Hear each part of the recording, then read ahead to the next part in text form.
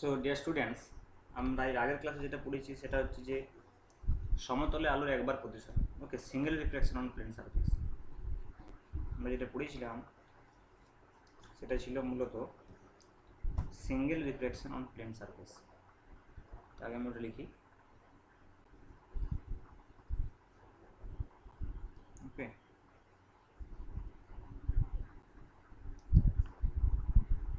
যেটা আমরা আগের দিনে পড়েছি সেটা ছিল single reflection on plane surface. Single reflection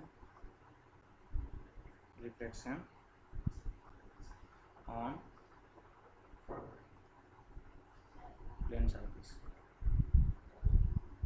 ওকে, এবং এটা থেকে আমরা অবজেক্ট এবং ইমেজের পজিশনগুলো পেয়েছিলাম এবং দেখেছিলাম যে কোথাও আমাদের যেটা অ্যাকচুয়াল ইমেজের পজিশনটা অবজেক্টের পজিশনটা থেকে ইমেজের পজিশনটা অনেক কাছে দেখাচ্ছে, কোথা থেকে সেখান থেকে দূরে দেখাচ্ছে, সে অনুযায়ী আপাত গভীরতা, আপাত উচ্চতা এইসব আমরা নির্ণয় করেছি।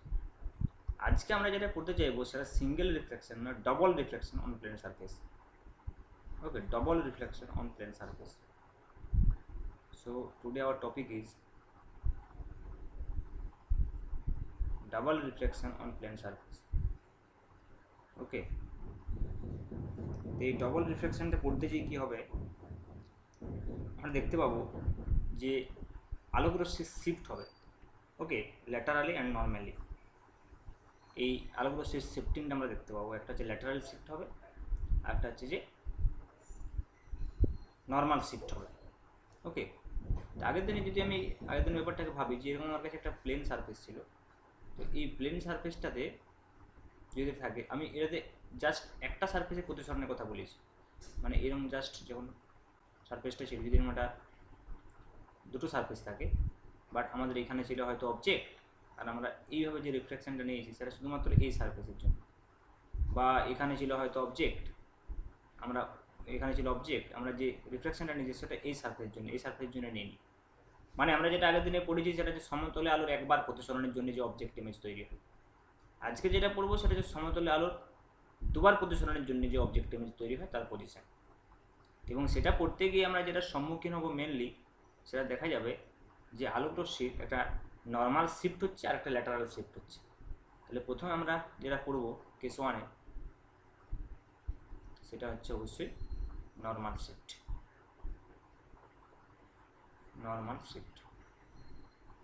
ওকে, আমি ডায়াগ্রামটা এঁকে নিই। এটা আমি একটা ভাবছি যে একটা plane surface, suppose this is a plane surface. Okay, plane surface.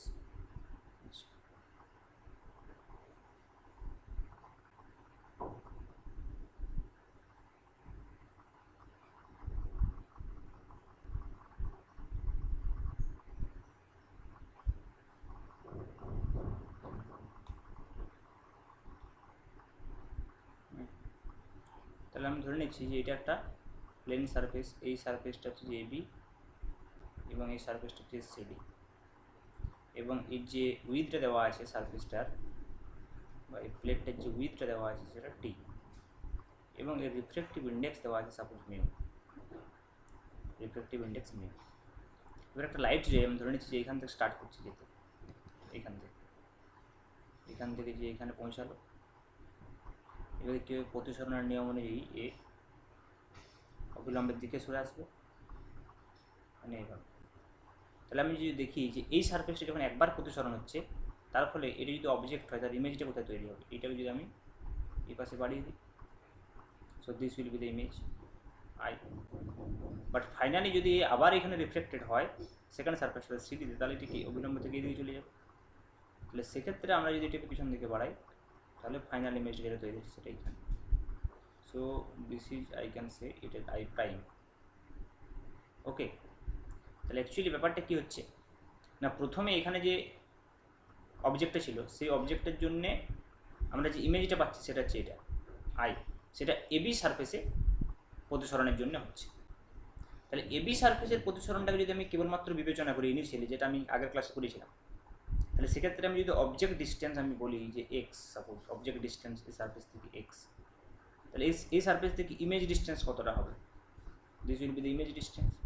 এবং আমরা দেখেছি যে ইমেজ ডিস্টেন্স যদি বেশি হয় তাহলে সেটা মিউ টাইমস বেশি হয়। এই সারফেসটা এই মিডিয়ামটা যেহেতু রিফ্র্যাক্টিভ ইন্ডেক্স মিউ, তাহলে এটা হওয়া উচিত মিউ এক্স।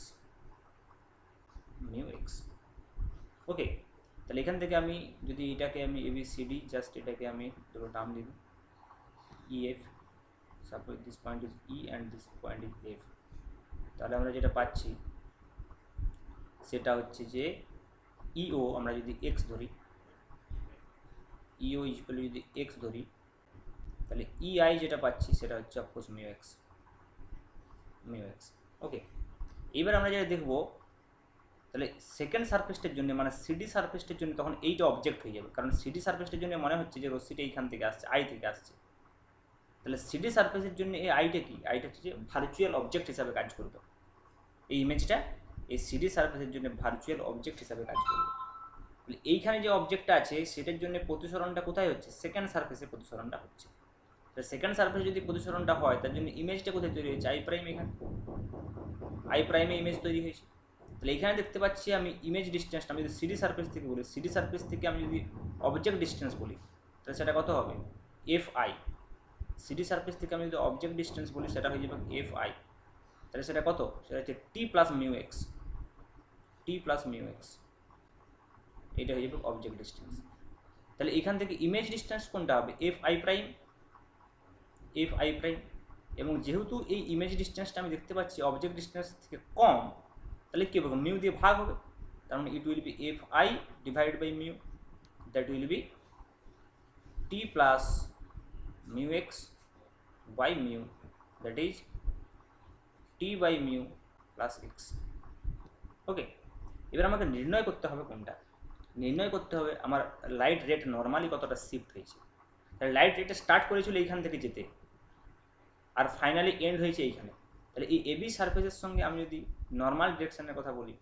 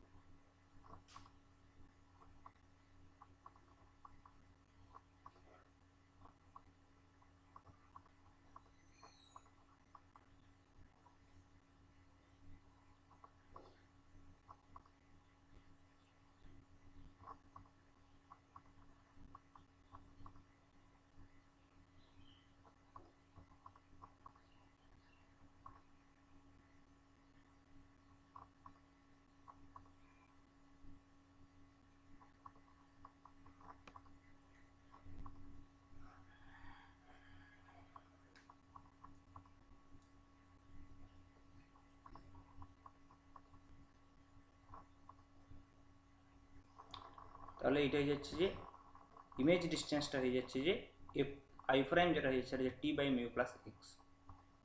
ওকে, তাহলে আমার যেটা নির্ণয় করতে হবে সেটা হচ্ছে নর্মাল শিফট। রশ্মিটা ও থেকে স্টার্ট করেছিল এবি তলের সঙ্গে পারপেন্ডিকুলার, যদি আমি ভাবি তাহলে সেটা নর্মাল শিফট, ও থেকে শিফট হয়ে গেছে আই প্রাইম পর্যন্ত। ফাইনালি রশ্মিটা এইখান থেকে স্টার্ট করেছিল, ফাইনালি এইখানে বেরিয়েছে এবং সেটা দেখতে পাচ্ছি যেখানে অবস্থিত সেখানে পিছন দিকে বাড়াই, তাহলে এবির সঙ্গে নর্মালি আমি দেখতে পাচ্ছি ও থেকে আই প্রাইমে শিফট হয়ে গেছে, এটা নর্মাল শিফট বলা হচ্ছে।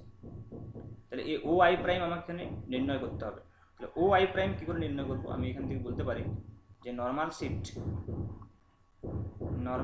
যেটা হচ্ছে সেটা হচ্ছে ও আই প্রাইম।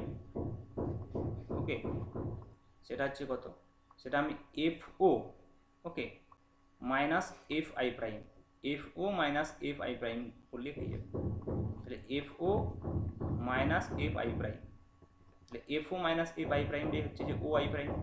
তাহলে এফ ও আমাদের কত, এফ ও যদি বলি সেটা হচ্ছে T plus X, F E plus EO, তাহলে সেটা হচ্ছে T plus X, T plus X minus যেটা এফ আই প্রাইম যেটা হচ্ছে সেটা কত এখন বের করেছি যে টি বাই মিউ প্লাস এক্স, তাহলে T by mu plus X, তাহলে এক্স এক্স ক্যান্সেল হয়ে যাবে, তাহলে এটা হয়ে যাবে T minus T by mu, that is T into 1 minus 1 by mu. Okay, তাহলে এটা আমার নর্মাল শিফট হচ্ছে along this normal to this surface, that is delta X আমি বলতে পারি। নর্মাল শিফটটাকে আমরা অনেক সময় ডেল্টা এক্স দিয়ে রিপ্রেজেন্ট করতে পছন্দ করি, তাহলে সেক্ষেত্রে ডেল্টা এক্স ইজিক্যালটা আমি বলবো যে T into 1 minus 1 by mu, this is the normal shift. Okay, remember this result. Similarly আমি এবার দেখব ল্যাটারাল শিফট বা পার্শ্ব সরণ কতটা হয়েছে।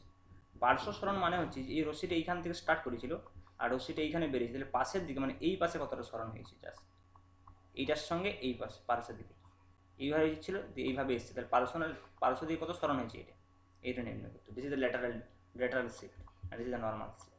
Normal shift is this is the normal shift and this is the lateral shift. Okay, তাহলে আমরা এটা ডায়াগ্রামটা রিড্র করে আমি ল্যাটারাল শিফটটা নির্ণয় করতে চাই। তাহলে কেস 2তে আমি যেটা বলতে চাইছি সেটা হচ্ছে ল্যাটারাল শিফট পার্শ্বীয় সরণ, এটাকে বলা হয় পার্শ্বীয় সরণ বা ল্যাটারাল শিফট। ওকে, আর ওটা হচ্ছে লম্ব সরণ বা নর্মাল শিফট। ওকে, তো এই ডায়াগ্রামটা আমি আরেকবার এঁকে নিই।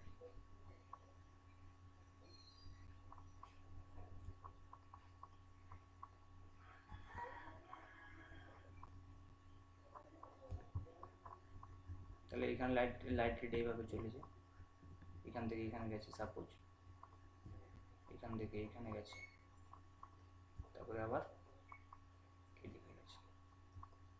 ওকে, তাহলে এটা যদি আমি এইভাবে পিছন দিকে বাড়িয়ে নিই এটাকে, তাহলে এইটা হয়ে যাবে যেমন নর্মাল শিফট। ওকে, এইটাকে আমরা ডি দিয়ে রিপ্রেজেন্ট করি, আর এইখানটা যদি আমি লম্বটা এঁকে নিই, ওকে এইখানটা একটা লম্ব এঁকে নিতে হবে, এটা হচ্ছে ইনসিডেন্ট অ্যাঙ্গেল আই, এইটা হচ্ছে reflected angle r. Okay, this is A, this is B, this point is C, this point is N. so এইটা যদি I হয় তাহলে এইটা R, এবার এটা যদি R হয় তাহলে এইটা R হবে। ওকে, আর এটা যদি I হয় তাহলে এইটা ইমার্জিন অ্যাঙ্গেলটা সেম হবে, I হবে। আর এই অ্যাঙ্গেলটা কত হবে, এই অ্যাঙ্গেলটা হবে I মাইনাস R, যেটা এটা যদি R হয়, এটা যদি I হয় পুরোটা কী হচ্ছে, পুরোটা I হচ্ছে, তাহলে এটা যদি R হয় এই অ্যাঙ্গেলটা হয়ে যাচ্ছে, আমি এখানে লিখছি I মাইনাস R। ওকে, তাহলে আমাকে নির্ণয় করতে হবে ডি। তাহলে ডি নির্ণয় করার জন্য প্রথমে এ সি এন ত্রিভুজটাকে নেবো, এটা সি পয়েন্ট। ওকে, তাহলে এ সি এন ত্রিভুজটা থেকে নিচ্ছে, ট্রিয়াঙ্গেল এ সি এন। কী বলছে, ট্রিয়াঙ্গেল এ সি এন আমাকে কী দেবে, ডি ইজিক্যাল টু যেটা দেবে সেটা হচ্ছে এই যে আই মাইনাস আর আছে এই অ্যাঙ্গেলটা, তাহলে এই অ্যাঙ্গেলটার সাপেক্ষে আমি যদি দেখি তাহলে ডি ইজিক্যাল টু হবে এসি সাইন আই মাইনাস আর। আমি এই ত্রিভুজটা থেকে পাবো, ত্রিভুজ এসিএন থেকে পাচ্ছি এসিএন, মানে কি সাইন আই মাইনাস আর সমান ডি বাই এসি, লম্ব ত্রিভুজ। ওকে, এই অ্যাঙ্গেলটা সাথে অ্যাঙ্গেলটা আই মাইনাস আর, তাহলে ডি ইজিক্যাল টু কত হচ্ছে, D is equal to AC sine I minus R, কারণ সাইন আই মাইনাস আর এখানে বলছি sine I minus R. Okay, লম্ব ত্রিভুজ, লম্ব কত ডি, অতিভুজ কত এসি, তাহলে ডি ইজিক্যাল টু কত হচ্ছে AC sine I minus r. But আমার এই এসিটা তো জানা নেই, কিন্তু আমার এবি জানা আছে। এবি কেন জানা আছে, কারণ টোটাল টি দেওয়া আছে আর এর প্রতিসরাঙ্ক মিউ। তাহলে টিটা যদি দেওয়া থাকে অর্থাৎ এবিটা যদি দেওয়া থাকে তাহলে আমি নির্ণয় করতে পারবো এই অ্যাঙ্গেল থেকে আর, কারণ এই যে এসি বি একটা সমকোণী ত্রিভুজ আমার এখানে এসছে। ত্রিভুজ আমি এসি বি এর কথা আমি যদি বলি তাহলে এখানে আমি দেখতে পাচ্ছি এই সমকোণী ত্রিভুজটা কস আর যদি নিই, কস আর, তাহলে কস আর কত হবে, ভূমি বাই অতিভুজ, এখানে ভূমি কত এবি, অতিভুজ কত এসি, তাহলে এবি বাই এসি। ওকে, তাহলে এসি সমান কত হচ্ছে, এসি সমান হয়ে যাচ্ছে AB by cos r, AB by cos r. আর এবি কত আছে, এবি হচ্ছে যে টি, তাহলে টি বাই কস আর।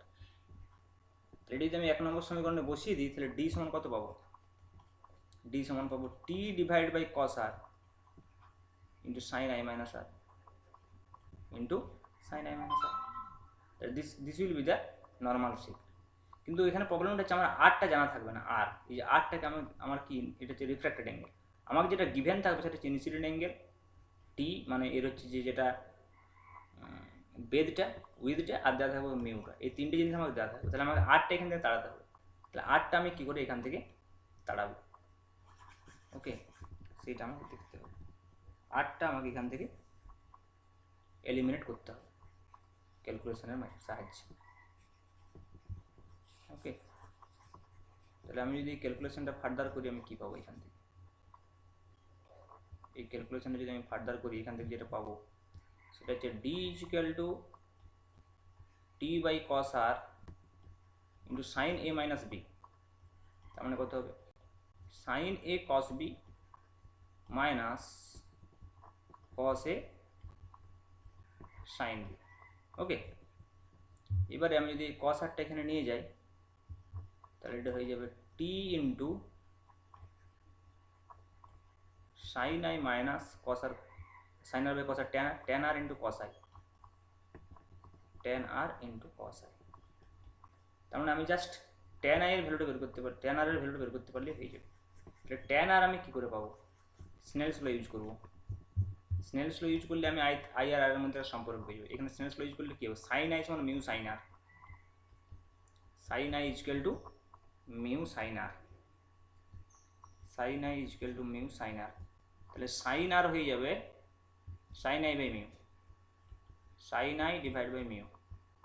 তাহলে কস আর কত হবে, root over 1 minus sine square R, that is root over 1 minus sine square I by mu square, এটা হবে। কারণ আমি কী বলছি, সাইন স্কোয়ার আর মানে কি sine square I by mu, cos R সঙ্গে রুট ওভার এটা। তার মানে এটা ইকুয়াল কত হচ্ছে, root over of mu square minus sine square i divide by mu. এটা বিয়োগটা করলে তাহলে নিশ্চিত মিউ স্কোয়ার, রুটের বাইরে বেরোলে মিউ থাকবে। তাহলে এইখান থেকে আমি ট্যান আর পাবো আশা করছি। তাহলে ট্যান আর কত হবে, sine R divide by cos R. তাহলে সাইন আর কত, সাইন আর হচ্ছে sine I divide by mu into cos R হচ্ছে কত, mu divide by root mu square minus sine square I. তাহলে মিউ মিউ কেটে গেল। So tan R will be sine I divided by root mu square minus sine square I, this will be tan R. এটা এখানে বসিয়ে দিতে পারি। So it will be T into sine I minus tan আরের জায়গায় বসবো sine I, তাহলে sine I into cos I divided by root mu square minus sine square I, mu square minus sine square. This will be the result. This will be the lateral shift, এই বরাবর shift হচ্ছে। এবার যদি I যদি small হয়, for small I আমি বলতে পারি, ফর স্মল আই আমি যদি ক্যালকুলেট করি, ওকে, ফর স্মল আই আমি বলতে পারি sine I is equal to i and cos i is equal to 1। তাহলে সেটা যদি বসিয়ে দিই তাহলে ডি ইজ ইকুয়াল টু কত হবে, টি ইন্টু সাইন আই মানে কত আই মাইনাস সাইন আই মানে কত আই, কস আই মানে 1 divide by root over mu square minus i square. But i square is neglected, কারণ আই যদি খুব স্মল হয় তাহলে আই স্কোয়ার আরও স্মল, তাহলে আই স্কোয়ারটা আমি বাদ দিতে পারি। তাহলে আই স্কোয়ার যদি বাদ হয় তাহলে রুট মিউ স্কোয়ার মানে মিউ হয়ে যাবে সিম্পল। এটা কত হবে, T into I minus I by mu. তাহলে আই যদি কমন নিই তাহলে ডি ইকুয়াল টু কত হয়ে যাবে, ডি ইকুয়াল টু হয়ে যাবে T i into 1 minus 1 by mu, okay. So this will be the normal shift for small angle. এবং এই যে ল্যাটারাল শিফট, এবং এই ল্যাটারাল শিফটের সঙ্গে নর্মাল শিফটের খুব মিল আছে। আমি দেখতে পাচ্ছি যে এক্সপ্রেশনগুলোতে ভীষণ মিল আছে। যদি আমি স্মল অ্যাঙ্গেলের জন্য দেখি এক্সপ্রেশনগুলো মনে রাখা খুব সোজা। যেখানে এখানে এক্সপ্রেশনটা হচ্ছে, আগের এক্সপ্রেশনটা কত ছিল, delta x is equal to ছিল T into 1 minus 1 by mu, আর এক্সপ্রেশনটা কত হলো, delta x is equal to just T i into 1 minus 1 by mu. This okay, তাহলে এটা হচ্ছে যে ল্যাটারাল শিফট, এটাকে আমি রিডাকশনের ডি বলছি। ওকে, তাহলে এইভাবে আমি ল্যাটারাল শিফট এবং নর্মাল শিফট আমরা নির্ণয় করতে পারি। ওকে, তো আমি এটা আরেকটা ভিডিও বানাচ্ছি, তারপরে ওটাতে এই এর সঙ্গে করেসপন্ডিং কিছু প্রবলেম দিয়ে দেবো, তারপরে আমরা টোটাল ইন্টারনাল রিফ্লেকশনে যাব। ওকে, তো আমাদের প্রথমে হলো সমতলে আলোর একবার প্রতিসরণ, সিঙ্গেল রিফ্লেকশন, তারপরে হলো ডবল রিফ্লেকশন। সিঙ্গেল রিফ্লেকশনের জন্য আমরা আপাত উচ্চতা, প্রকৃত উচ্চতা, আপাত গভীরতা, প্রকৃত গভীরতা ওগুলো পেয়েছি। আর যখন ডবল রিফ্লেকশনে হলো তখন আমরা দু ধরনের আলোগুলো শিফট পেলাম, একটা হচ্ছে নর্মাল শিফট, একটা হচ্ছে ল্যাটারাল শিফট। ওকে।